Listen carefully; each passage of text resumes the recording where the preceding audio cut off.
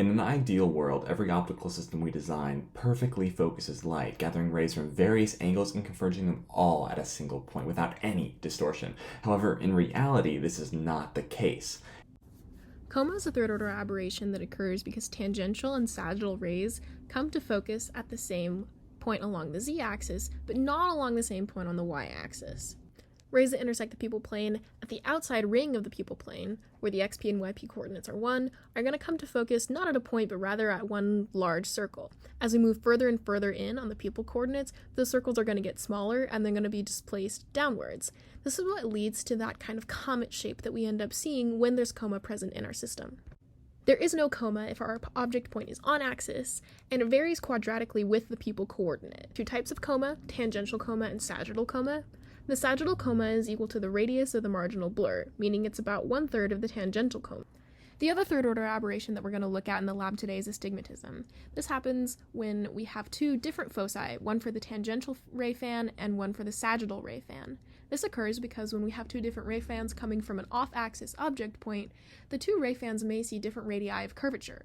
This causes them to see different powers and causes them to be focused at a different point along the z-axis. The sagittal rays are going to come to a point focus at that paraxial image point. However, the tangential rays are not focused. Because of that defocus, we're going to see a line focus instead of a focal point. The same is true at the tangential image plane. This comes before the paraxial image plane, where the tangential rays have been focused down correctly, but those sagittal rays are still experiencing some defocus blur, which is why we see a line. Similar to coma, astigmatism has no aberration on axis. However, if we're imaging off-axis points, the amount of aberration or that amount of blur is going to vary quadratically with the height of the object point. Well, we started off by aligning our Heaney laser to the optical rail as we always do. And this time we had a mirror so we could get 90 degrees of deviation of the beam. One important part of our setup is that we wanted to expand the beam so that we could fill our Hartmann mask, and we did this by designing a beam expander. Specifically, we chose to use an 8mm focal length objective along with a 200mm lens. Making sure to align these to minimize spherical aberration, this allowed us to get a magnification that would fill our Hartmann mask. For this specific case, we're using a Hartmann mask with 5 holes in it. Now the center hole is what we use as our chief ray, but the holes on the outside are going to act as our tangential and our sagittal rays. After the Hartmann mask, we have placed our testing lens, and we are using a 75mm lens, and we have oriented this to maximize spherical aberration.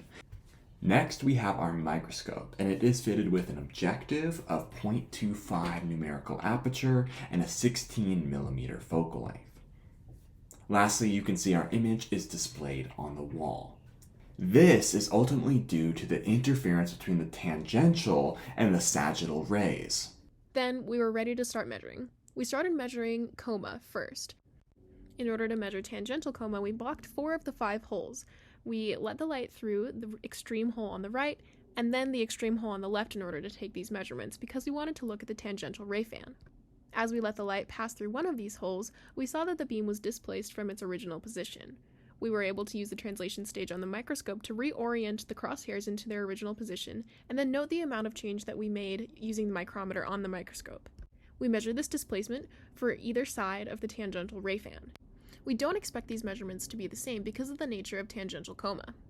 We then repeated the procedure for the 2 sagittal holes that allowed the sagittal rays to come in. We do expect the displacement of the microscope due to the sagittal coma to be the same for both the top hole and the bottom hole. We knew we had to measure the tangential and sagittal coma for different field heights because that will affect the amount of ray aberration that we're going to see. The procedure for finding the amount of astigmatism was similar. We blocked all of the holes except for the holes corresponding to the 2 tangential rays. Then we adjusted the microscope along the z-axis to be able to find that tangential focus position. We also had to adjust the microscope's y position just a little bit in order to compensate. We did the same procedure for the sagittal rays, unblocking the top and bottom hole and then blocking all the other holes, and finding the sagittal/paraxial focus. The astigmatism corresponds to the difference between the 2 focal positions.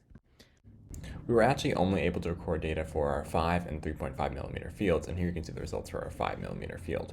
We were able to measure the tangential as well as sagittal coma and find the ratio between them, as well as measure astigmatism. We can now compare that field to the 3.5 millimeter field, and we can also compare the ratio that we got as well. We then decided to plot our experimental data as ray fans, and here you can see the results for our tangential coma, and here is our sagittal coma ray fan, as well as our astigmatism ray fan. And here we modeled our system in code 5, and here you can see the ray fan outputs as well, which includes multiple different types of aberrations, and here is our astigmatic field curve. Here we were able to calculate our theoretical coma ray fan as well as our astigmatism ray fan. When comparing these to our experimental results, we can see that the shape is the same, but our values do differ slightly due to experimental errors.